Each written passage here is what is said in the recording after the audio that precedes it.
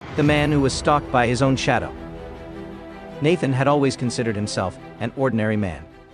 He had a decent job, a loving wife, and a quiet life. But one evening, everything changed. As he walked home from work, Nathan noticed something strange. His shadow was moving differently from him. It wasn't following his every movement like it should have.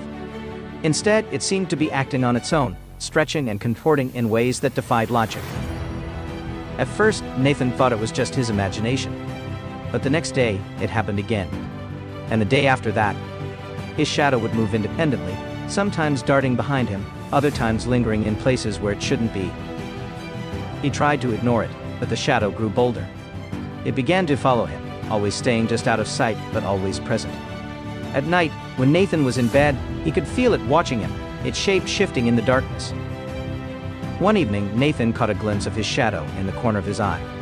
It was no longer a mere reflection of him, it had taken on a life of its own. The shadow was no longer a part of him, it was a separate entity, and it was getting closer. The next day, Nathan disappeared without a trace. His wife searched for him, but all she found was his shadow, still lingering in the corners of their home, watching.